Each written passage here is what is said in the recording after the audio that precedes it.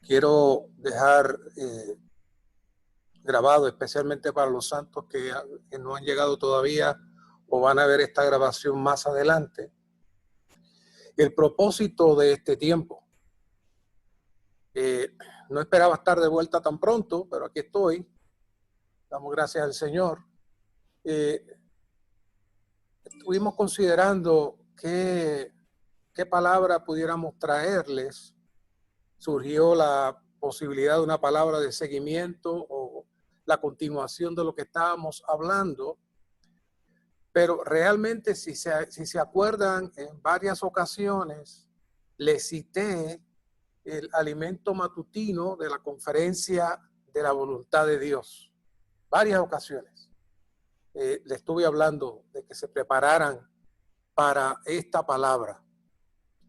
Así es que lo que mejor vimos, porque esta palabra armoniza muy bien con todos los 5 mensajes que estuvimos hablando y nos da la perspectiva adecuada que necesitamos. Así es que estaremos básicamente cada semana, hasta donde el Señor nos permita, dándole una palabra de apertura, dándole una palabra de seguimiento a ustedes. Una palabra que pueda abrirles de alguna manera cada semana. Las riquezas que están escondidas en este lugar, en esta conferencia, son muchas riquezas. Yo podría decir que esta palabra es como un entrenamiento intensivo que los hermanos han preparado, que tiene lo que necesitamos para que el Señor nos haga vencedores. Así que es una palabra muy seria. Y mientras más ustedes puedan digerirla, pasar tiempo en ella, más el Señor va a ganar de cada uno de ustedes. Así que en el caso nuestro, en la iglesia local, vamos ya para semana 7 de este alimento matutino, y ustedes comienzan ahora la semana 1, pero al volverlo a revisar, uno se da cuenta cuántas cosas necesita volver a ver. Este primer mensaje, de hecho, es como si fuera un compendio de todos los demás mensajes, sienta la base para todos los demás mensajes. Así que muchos de los puntos que no se desarrollan hoy, poco a poco se irán desarrollando y van abriéndose más y más y más. Así que esperamos que los santos puedan tomar este tiempo muy en serio y que puedan utilizar esta palabra para que se perfeccione su profetizar y a la misma vez el Señor sea constituido de una manera especial dentro de cada uno de ustedes. ¿Qué tal si oramos antes de comenzar? Señor, te doy gracias por este tiempo. Confiamos que tú abras tus misterios y abras tu palabra, de tal manera que podamos recibir tu constitución plena hasta que tu voluntad y tu deseo sea consumado. Ministra tú, no conforme al conocimiento, sino a la palabra rema, la que toca nuestra necesidad íntima y personal. Y aún despierta para que conozcamos apropiadamente tu voluntad y tu deseo. Gracias, Señor. Como les mencioné, hay muchos detalles que ya hemos tocado de una manera directa o indirecta en los pasados mensajes. Pero aquí vamos a profundizar un poco más. Y de hecho, en el mensaje último de la serie final que tuvimos, comenzamos hablando de las 2 líneas, la línea de la muerte y la línea de la vida, y cómo estas 2 líneas se crecieron y se expandieron en 2 líneas completamente diferentes. Hoy volvemos nuevamente al tema desde otra perspectiva, una perspectiva que el ministerio de una manera muy sabia define y describe como nadie la ha descrito antes, llamándole una montaña de escombros. Una montaña de escombros. Y para nosotros poder ver la voluntad de Dios y su deseo, necesitamos ver qué es lo que está detrás. ¿Qué es lo que está detrás? En cierta medida interponiéndose, y que nosotros necesitamos ser cuidadosos para no sucumbir o permanecer dentro de ese ambiente que impide que el Señor produzca su voluntad. Así que en el universo hubo una gran rebelión, una gran rebelión. Y esa rebelión produjo posteriormente la caída del hombre. Y ocurrió algo que los científicos no van a poder nunca entender, aunque lo viven diariamente, y es que había una unidad perfecta en todo el universo. Había una unidad perfecta en toda la creación entre Dios y todo lo que existía. Pero cuando Satanás se separó y rompió con Dios, entró la muerte y entró la división. Así que Satanás dañó la unidad del universo y produjo la muerte en el universo. Así que surge una gran caída, porque el universo y todas las cosas positivas de este universo que giraban en torno a Dios se separan y surge un caos que especialmente en estos días lo estamos viendo en muchas maneras, muchas maneras. Todavía al día de hoy el enemigo quiere seguir destruyendo la creación. Él quiere seguir causando confusión y temor. Así que cuando hablamos de la voluntad de Dios, estamos hablando de la columna vertebral de toda la Biblia y de todo lo que existe y de todo lo que tenemos y de todo lo que vemos y aún de todo lo que no conocemos. Es el centro, es el motor de esa voluntad.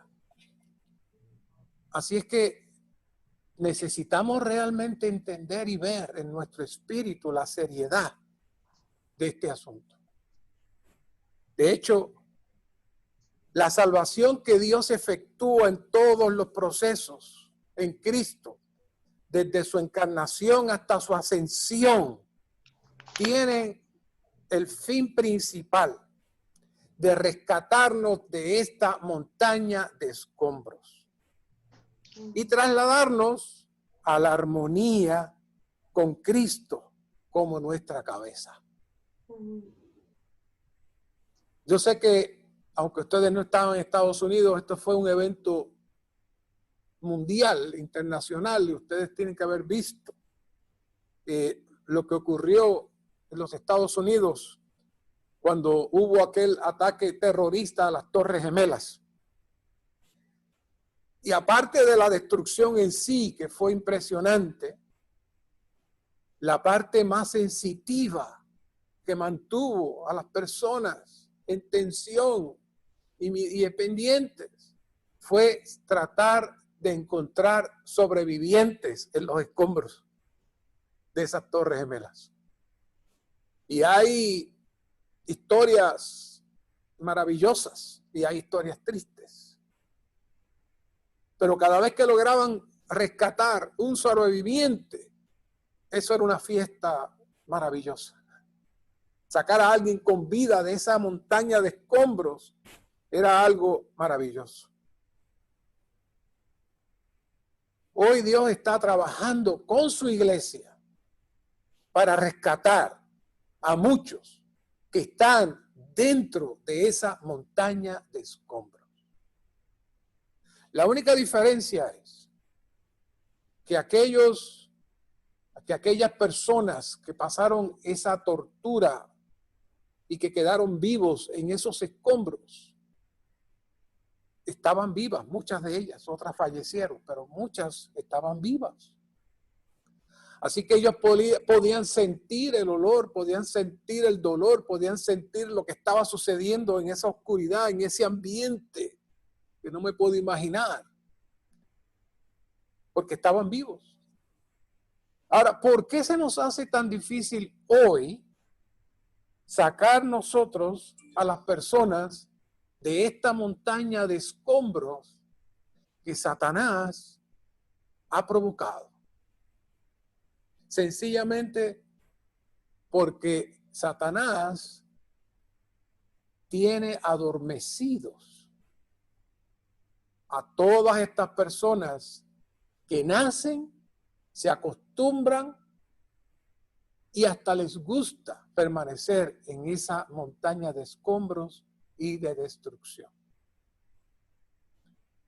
El hermano Lee dice que es muy parecido a un cirujano cuando usted tiene que hacerse una operación y usted está en la mesa de operaciones, le ponen la anestesia y ya usted no sabe nada de lo que pasó hasta que usted se despierta. ¿Saben? Algún día el Señor vendrá y muchos serán resucitados para victoria y otros para muerte.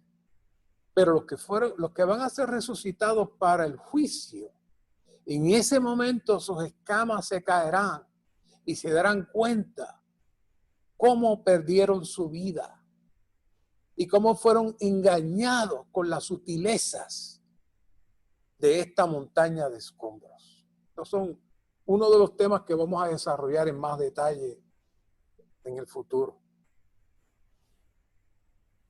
Así es que en vista de eso, Dios entonces mueve de alguna manera todo su plan para que su voluntad se cumpla.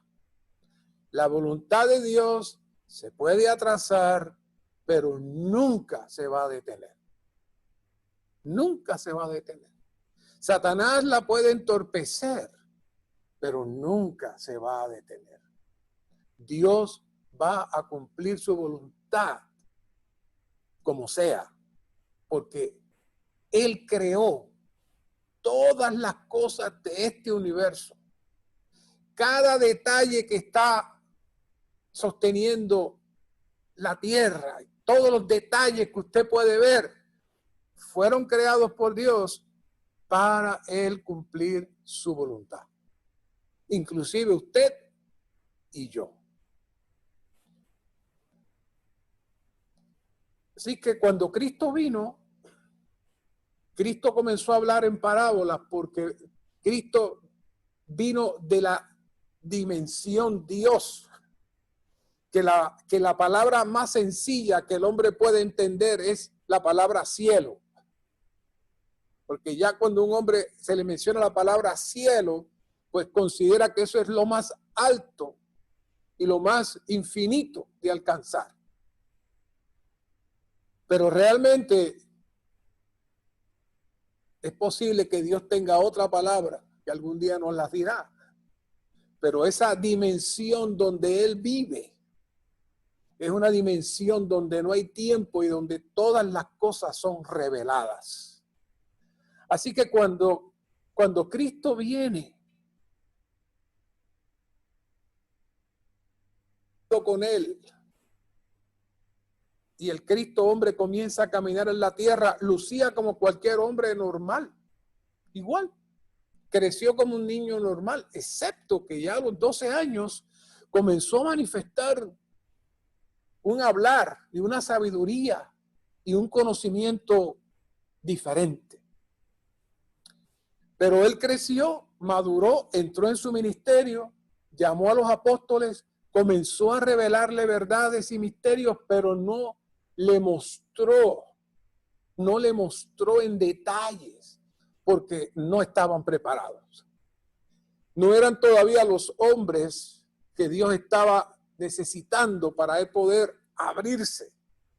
Y sí, tenemos a Juan, y sí, tenemos a Pedro, pero todavía a ellos les tomó mucho tiempo poder salir de la religión judía y de la estructura física de la religión judía, aún después que Cristo murió y lo vieron resucitar, aún después. Así que de una manera misteriosa aparece un hermano que nadie imaginaba que podía ser útil para Dios.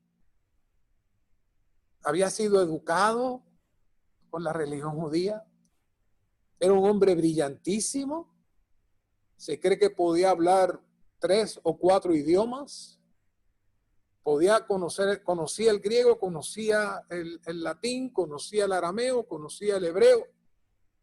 Era un hombre brillante, brillante. Y además de eso, un hombre con mucho poder y muy celoso de su religión. Al punto que descubrió que había un grupo de individuos que estaban atentando contra su religión y él decidió encargarse de ellos personalmente.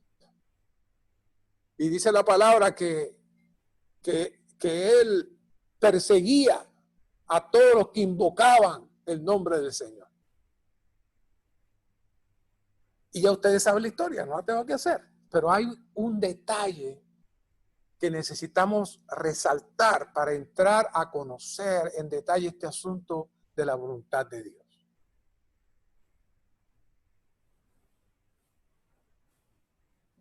Ya saben, lo voy a llevar hasta el momento donde Ananías lo encuentra. Y Ananías, en la primera parte del libro de los Hechos, no menciona los detalles, pero en el capítulo 22, verso 14, se dice un detalle que es impresionante. Y Ananías le dice a Pablo, oiga cada palabra de esta presentación. Ananías le dice a Pablo, el Dios de nuestros padres te ha designado de antemano. Ok, ahí nos quedamos. Hermano, yo creo que nadie ha traído un mensaje del hermano Ananías, excepto decir que él fue el que le compartió a Pablo y bautizó a Pablo, pero Ananías debió ser un hombre con una sensibilidad y con una profundidad en el Señor tan grande y tan seria, que fue el primero que comenzó a revelarle a Pablo los misterios que luego Pablo desarrolló. Te ha designado de antemano.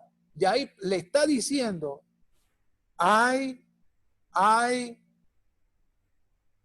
un consejo en la eternidad pasada que decidió elegirte y escogerte mucho antes que tú nacieras. Le dijo muchas cosas ahí, hermano, en un segundo. Y luego le dice,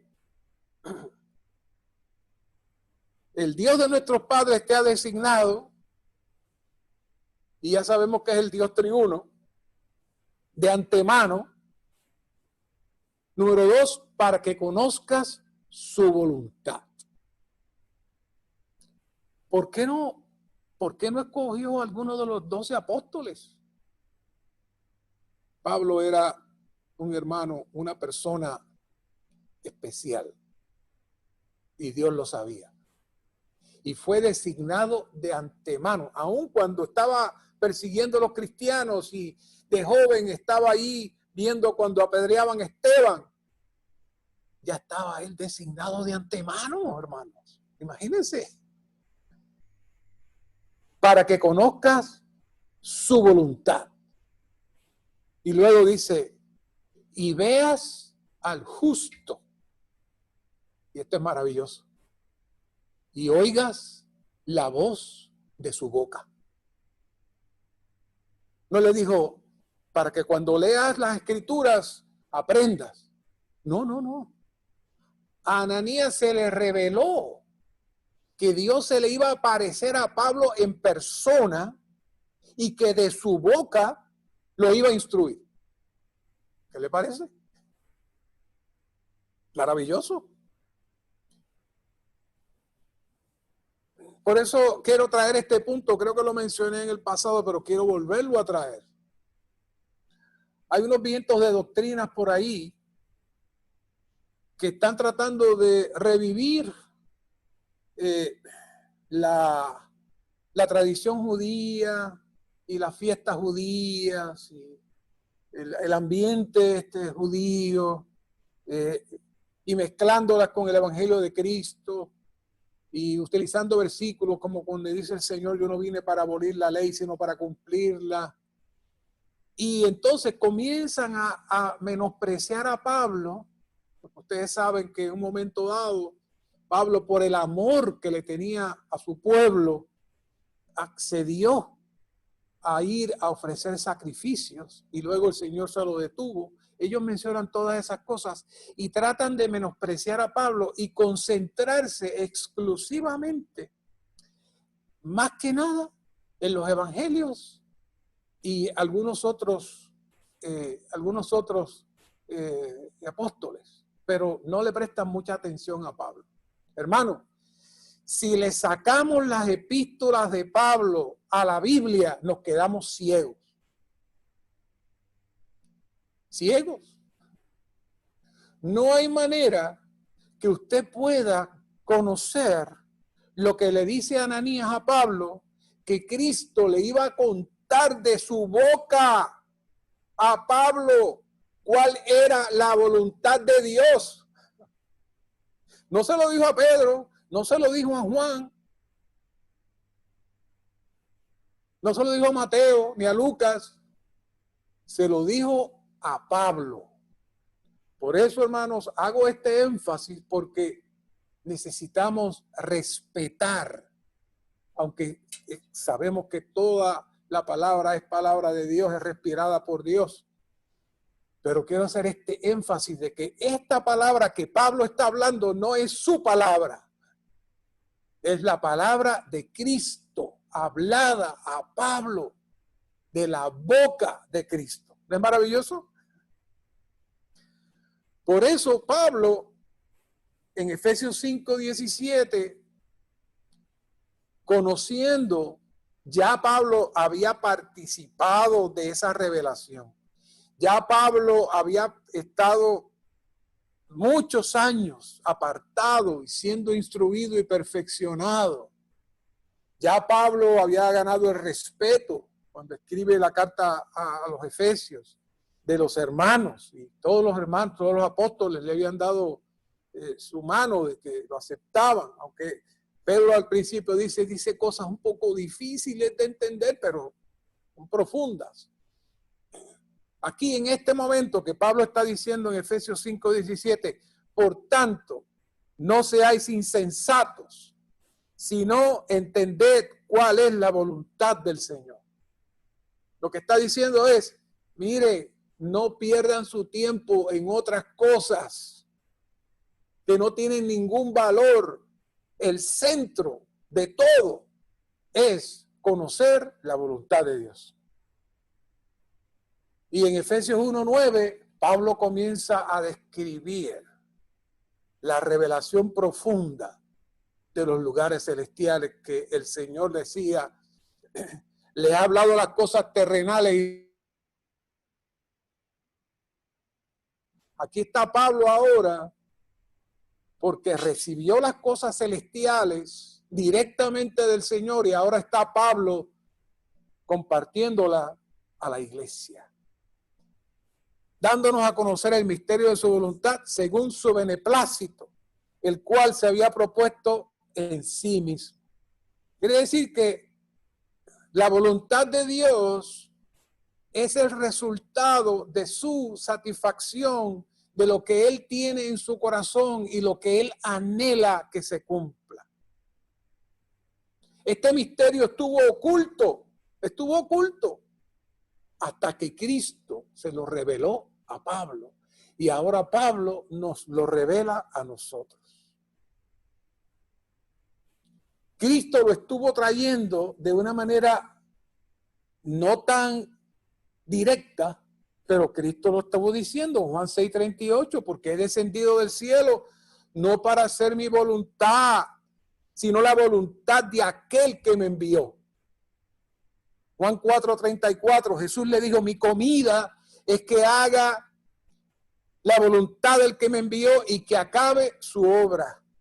Lucas 22:42 diciendo, Padre, y ya en la cruz, ya a punto de morir, ya finalizando, ya su cuerpo entrando en unas etapas de dolor intenso.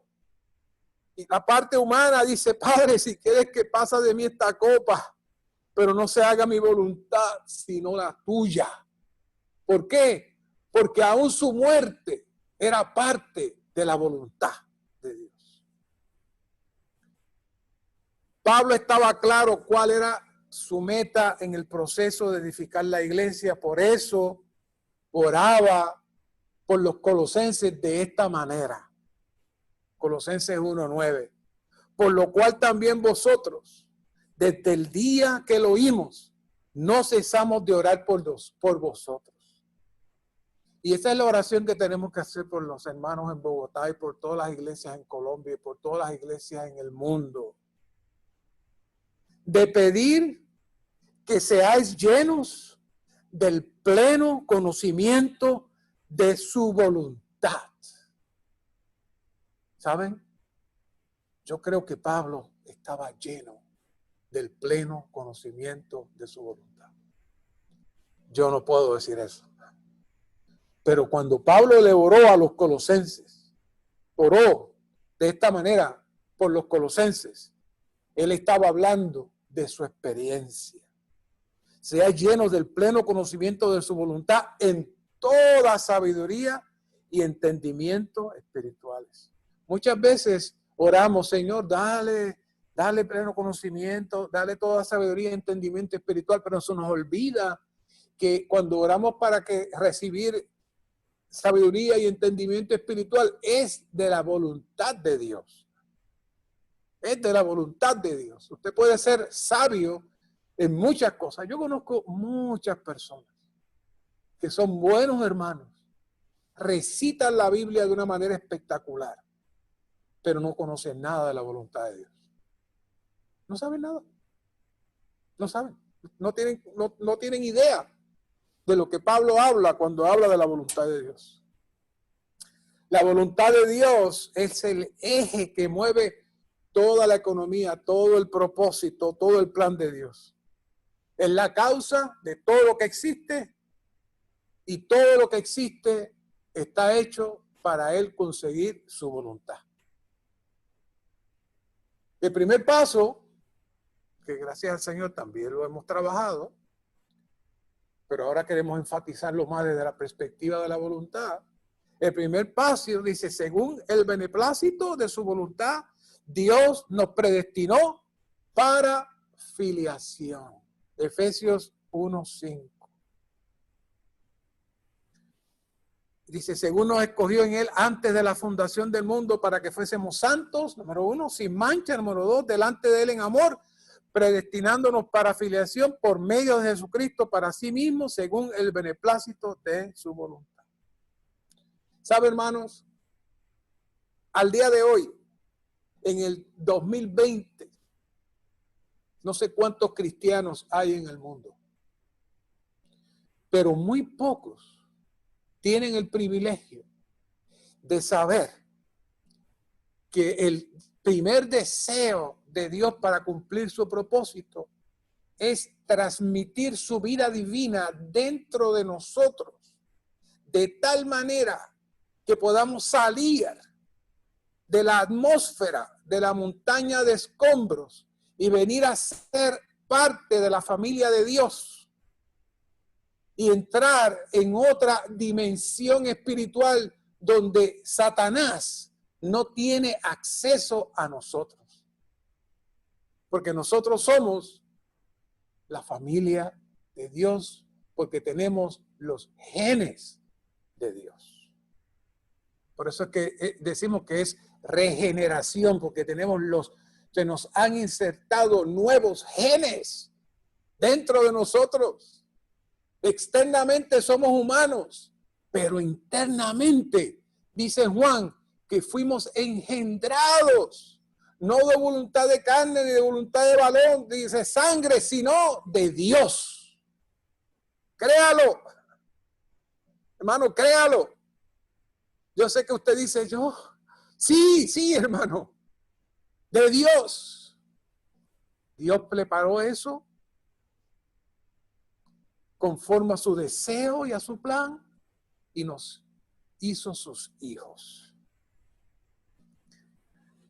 Por un lado, ser santos significa mezclarnos con Dios. Dios nos santifica agregándose Él mismo a nosotros y mezclando su naturaleza, hermanos. Qué maravilla, su naturaleza con nosotros. Nosotros nacimos humanos naturales, pero Dios quiere que seamos divinos. Divinos. ¿Cómo?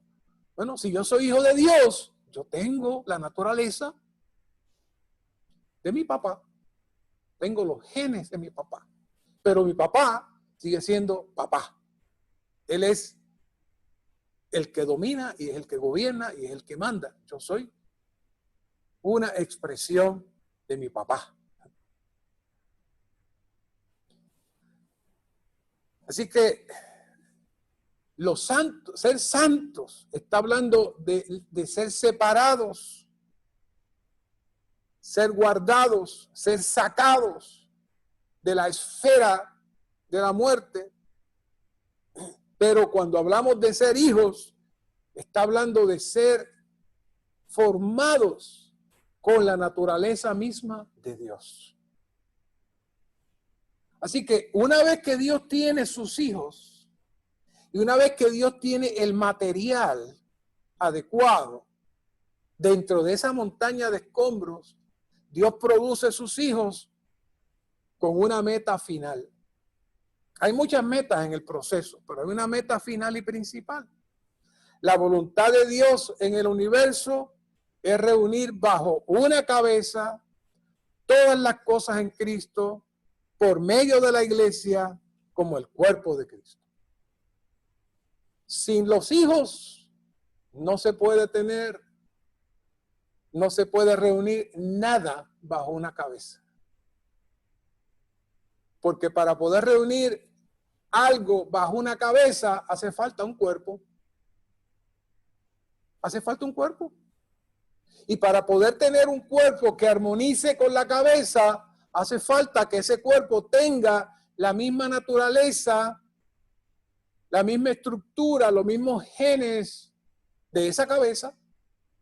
¿Usted ha visto un hombre con cabeza de león?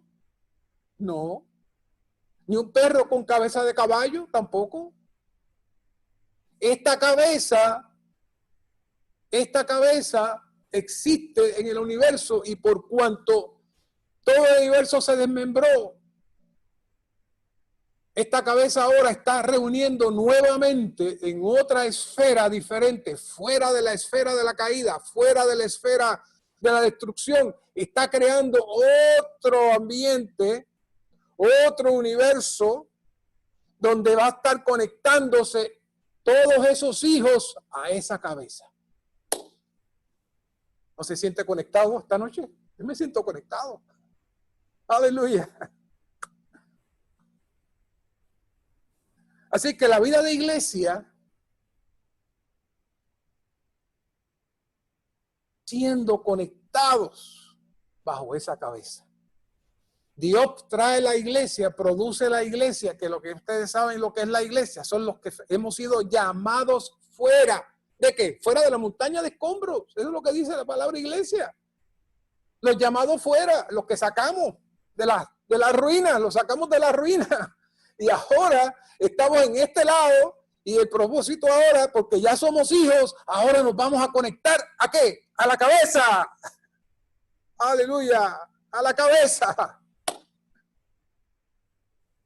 Y en Efesios 1:10, para que la economía de la plenitud de los tiempos de hacer que en Cristo, sean reunidas bajo una cabeza todas las cosas. Oiga, las que están en los cielos y las que están en la tierra. No se va a quedar nada afuera que esté bajo la cobertura y el ambiente de Dios. El que no entre en ese ambiente y en esa cobertura queda fuera de la conexión de la cabeza. Por eso este versículo que lo hemos mencionado varias veces y me va a seguir escuchando, trayéndolo una y otra vez, en Mateo 6:10, venga tu reino, el lugar donde Dios gobierna y administra, hágase ¿qué? Tu voluntad, como en el cielo, así también en la tierra. Por eso les decía que Cristo le había dado los detalles a los discípulos, pero ninguno de ellos pudo captar ni ver lo que Pablo vio. Mateo 6:10 y Efesios 1:10 están completamente ligados. Pero si creían que se me había olvidado, no. El orden más básico del encabezamiento comienza en su casa. La iglesia, por donde Dios necesita y espera ser encabezado, comienza en cada casa. Porque si no, ¿por qué Pablo trae en 1 Corintios 11:3? Cristo es la cabeza de todo varón y el varón es la cabeza de la mujer y Dios es la cabeza de Cristo. ¿Por qué tiene que traer eso si solamente es a través de la iglesia? Allá, la iglesia. No. Pablo dice, la iglesia es el deseo y el instrumento que Dios tiene para completar su plan y su propósito. Porque a través de la iglesia, Dios va a tener un cuerpo y una expresión, y Cristo va a tener su cuerpo. Pero ¿dónde comienza el proceso? En su casa. En su casa. Efesios 5:23, el 22, las casadas estén sujetas a sus propios maridos como el Señor. El 23, porque el marido es cabeza de la mujer, así como Cristo es cabeza de la iglesia, siendo él mismo el Salvador del cuerpo.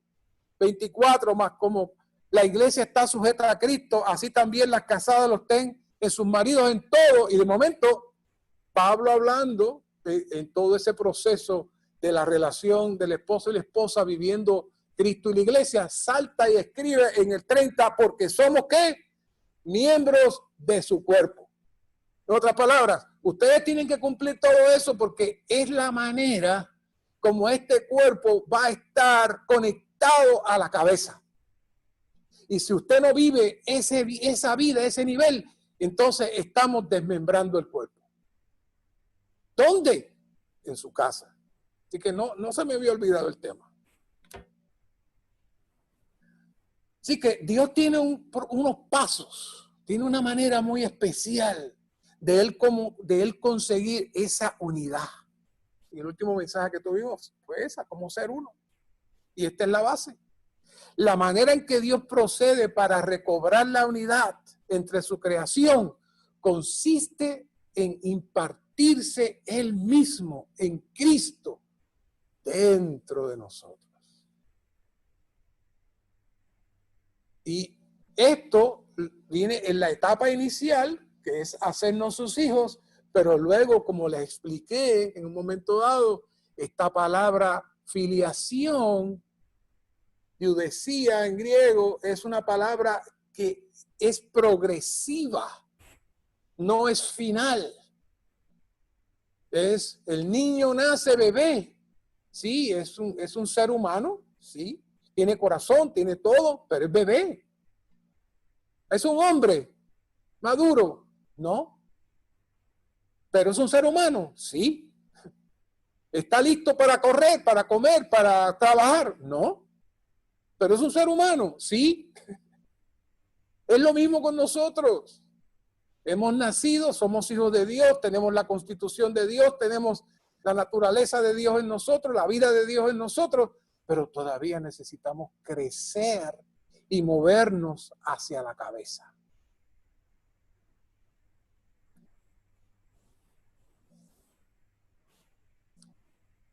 Por eso les traigo este Salmo 133, que es una belleza espiritual. Trae todos los puntos aquí. Salmo 133, 1. El punto central del Salmo 133 es el aceite que desciende desde la cabeza. ¿De dónde? Desde la cabeza. Ahora véalo de esta manera. Yo sé que lo ha visto muchas veces, pero vamos ahora pensando en la cabeza y pensando en el cuerpo. Vea este salmo. Mirad cuán bueno y cuán agradable es habitar los hermanos, ¿cómo? En unidad. Esa palabra unidad ahí está hablando de la unidad del cuerpo. Por eso Pablo le dice al matrimonio, hey, cuidado, porque somos miembros del cuerpo y el aceite desciende y estamos conectados. Cuidado con lo que hacen en la casa, cuidado cómo se comportan, cuidado cómo se tratan, cuidado, somos parte del cuerpo. O se corta el fluir que descendió sobre la barba de Aarón, y que bajó hasta el borde de sus vestiduras. Es decir, que Aarón estaba bañado de aceite de arriba hasta abajo. Que el aceite descienda desde la cabeza de Aarón hasta el borde de sus vestiduras significa que tanto la cabeza como el cuerpo, igual que Cristo y la iglesia, que están bajo la unción del fino aceite de Dios. Aleluya. Esa unidad que habla ahí, la produce el ser bañados de ese aceite. El ser bañados de ese aceite nos hace uno. Así que esa unidad es una persona. Es ahora el Cristo todo inclusivo, como el espíritu dador de vida que se infunde en nosotros desde la cabeza. Es como la electricidad que corre con muchas partes de una lámpara, pero hace que todas brillen como una sola. Las lámparas, los focos pueden estar separados, pero todos participan de la misma una electricidad que viene de un punto central. Así es el aceite que nos une. Así que el ser encabezados viene desde el proceso de la filiación, desde el proceso de conectarnos entonces con la cabeza para recibir el fluir, y esa impartición que viene de la cabeza, que baja, que desciende, ese suministro de vida, que es el Dios triuno mismo, eso hace que nos saque de la situación de muerte y seamos unidos al cuerpo. Si usted no disfruta al Señor, si usted no participa de la comunión del cuerpo, si usted no entra a funcionar como un sacerdote, y ya ustedes saben lo que es, diariamente entrando en la presencia del Señor, usted no puede ser uno ni con su familia, ni con su esposa, ni con nadie. Usted viene a permanecer en la montaña de escombros. Así que el misterio de la voluntad de Dios consiste en tener una iglesia compuesta de aquellos que han sido saturados y mezclados con Dios. El misterio del universo consiste en que Dios se forja dentro de nosotros. Todo coopera con un solo propósito, para que Dios logre su meta y su propósito.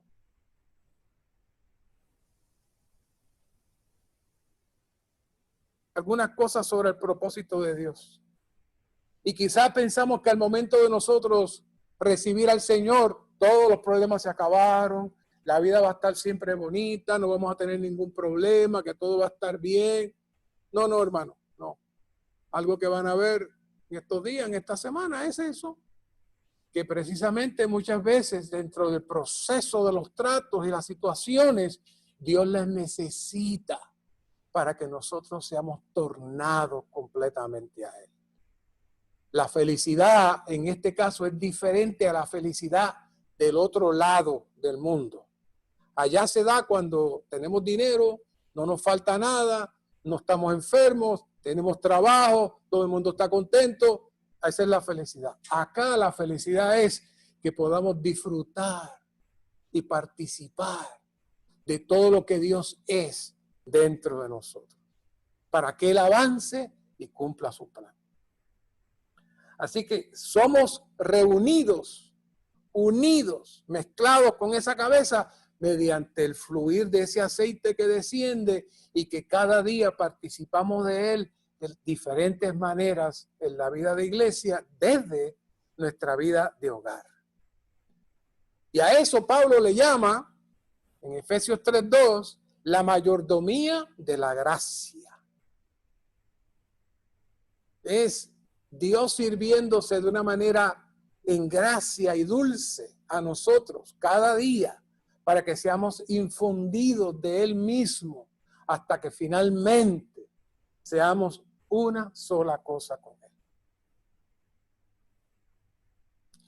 Así que el reunir bajo una cabeza todas las cosas en Cristo no se lleva a cabo únicamente mediante una administración gubernamental, sino mediante esta dulce economía, un íntimo arreglo doméstico, una impartición placentera dentro de nosotros. Y a eso el apóstol Pablo le llama la mayordomía de la gracia.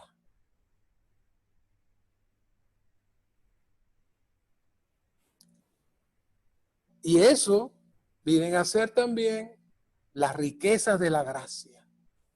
Esas riquezas de la gracia que son inconmensurables y son eternas y para siempre, y las podemos comenzar a participar desde ahora, en este momento. Y por eso es que somos herederos. Y por eso es que Pedro le recuerda a los maridos, cuidadito como tratas a tu esposa, que ella es heredera. ¿Heredera de qué? De toda la infusión de la vida divina para cumplir su propósito, tener su expresión, que todas las cosas estén conectadas a la cabeza por la iglesia, como el cuerpo y la expresión del cuerpo de Cristo.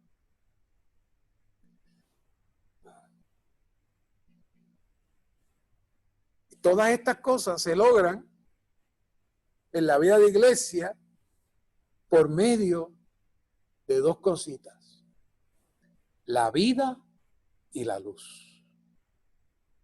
Y si nos fijamos en estos versículos, vamos a ver algunos puntos interesantes. Juan 1:4, en él estaba la vida, y la vida era la luz de los hombres. ¿Dónde estaba la luz? Muchas veces cuando hablamos de la vida y de la luz, pensamos que son dos cosas separadas, pero fíjense cómo dice el versículo, en él estaba la vida. Cuando lo hablo de él, estoy hablando del que se está suministrando a usted, el que está bajando de la cabeza. Si usted está conectado al cuerpo, usted va a recibir el fluir de ese aceite. Pero dice, en él estaba la vida, pero esa vida no solamente es vida, sino que una vez que se transmite a nosotros, se convierte en luz. ¿Y por qué luz? Porque nosotros estábamos en medio de la montaña de escombros, que lo que permea es la tiniebla, lo que permea es la muerte, lo que permea es la depresión, la tristeza, lo que permea es el mal genio, lo que permea es la intolerancia, lo que permea, lo voy a decir, el racismo, los partidos políticos, los colores, todo eso es la montaña de escombros. No podemos nosotros seguir esa corriente. Tenemos que salir de esa corriente y sumergirnos dentro de lo que es la vida para que sea nuestra luz. ¿Por qué? Porque la luz, Juan 1:5, en las tinieblas que resplandece. Y las tinieblas no prevalecerán contra ella. Ese es un versículo, hermano. Pero muchas veces nuestro diario vivir es de tinieblas. Nuestro diario vivir es de incertidumbre, es de tristeza, es de mal genio, de mal carácter. ¿Qué pasa? ¿Dónde está el fluir de la vida? ¿Dónde está el fluir de la luz? Nosotros somos los herederos. Nosotros tenemos el derecho y la autoridad de recibir la misma autoridad de la cabeza que desciende a nosotros. Lo único que necesitamos es salir de la montaña de escombros, renunciar a eso. Más adelante, no hoy, pero más adelante hablaremos un poquito más de lo que es el mundo y lo que es la carne. La vida y la luz funcionan de manera espontánea. Una produce a la otra. Cuando crecemos en vida, experimentamos la luz de la vida y bajo esta luz todo se mantiene en orden. Pero si en lugar de vida y luz tenemos muerte y tinieblas, todavía estamos en el desplome. Donde quiera que haya muerte y tinieblas, allí está el desplome. Hermano Edgar, cuando te llamen unos hermanos, hermano, el hermano me está haciendo esto y esto y esto y esto, yo me voy a divorciar, ya no aguanto más. ¿Dónde están, Edgar? En el desplome. La única diferencia es que en las Torres Gemelas hubo que entrar gente a sacarlos. Ellos pueden salir de ahí con solamente tornarse al Señor, con solamente clamar al Señor, con solamente arrepentirse, recibir la sangre, salen del desplome y el Señor los libera. Así de sencillo. Yo sé que no es fácil. Yo sé que no es fácil. Yo sé que no es fácil. No es fácil. El árbol de ciencia, ¿quién lo hizo bien? ¿Quién lo hizo mal? ¿Cuándo lo hizo mal? ¿Por qué lo hizo bien? Yo sé. Pero hay otro árbol que es el árbol de la vida, que es el que está ahora supliéndose a nosotros en esta divina economía, en esta divina mayordomía dulce. Usted tiene acceso y derecho a ella, cosa que otros no tienen. Cuando viene el desplome y vienen los problemas, es porque llegó la muerte. Y entonces nos separamos de la cabeza.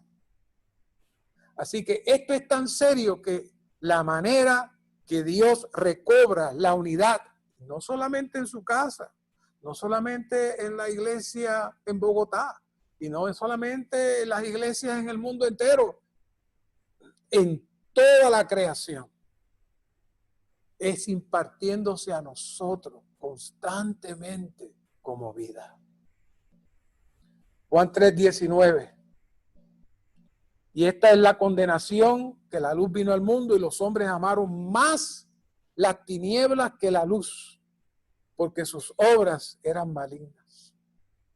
Y otra vez Jesús les habló diciendo: yo soy la luz del mundo, el que me sigue jamás andará en tinieblas, sino que tendrá la luz de la vida. Cuando Dios entra en nosotros como vida, la luz de vida resplandece en nuestro interior.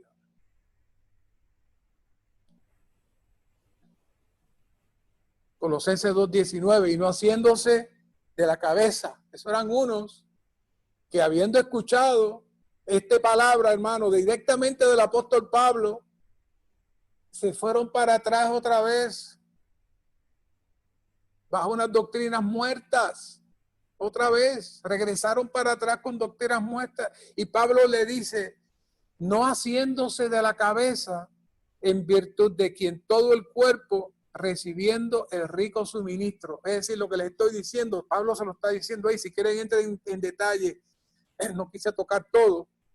En el 2:19 está diciendo: la razón por la cual ellos están así y están creando problemas es que no están recibiendo el rico suministro que sale constantemente de la cabeza. Ese es el gran problema. Por eso es que estamos del montón de escombros de forma práctica.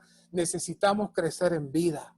Cuanto más crezamos en vida, más seremos reunidos bajo una cabeza y más seremos rescatados del desplome universal. Esta vida absorbe la muerte y esta luz disipa las tinieblas. Y si estamos en la vida y bajo la luz, seremos librados de la confusión e introducidos en el orden, la armonía y la unidad.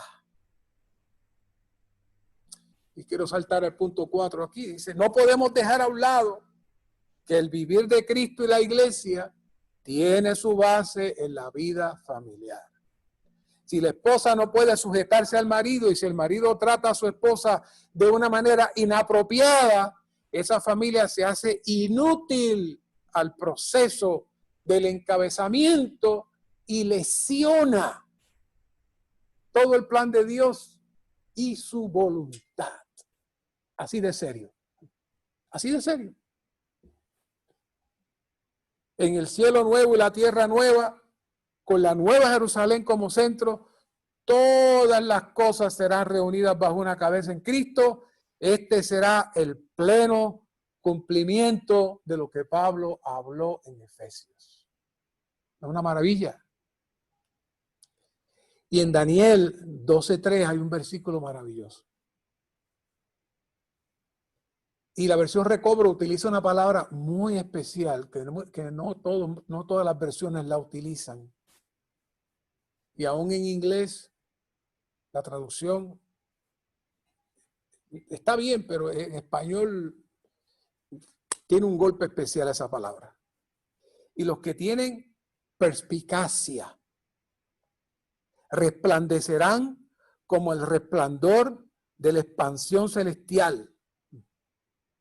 Y los que hagan volver a muchos a la justicia como las estrellas eternamente y para siempre. Quiere decir que la vida que infunde la luz en nosotros y disipa las tinieblas va a progresar a tal nivel que Dios nos va a ver a nosotros como un resplandor. Y déjeme decirle algo, hermano, cuando Cristo venga a buscar a sus escogidos, Él no va a tener que preguntarle a los ancianos de la iglesia, ¿cómo se portó el hermanito? ¿Tú crees que me lo llevo o lo dejo? No, Él no va a hacer eso. Él solamente va a hacer una sola cosa. ¿Quién está resplandeciendo aquí? Eso es todo. Daniel lo dice. Los que tienen perspicacia resplandecerán como el resplandor de la expansión celestial.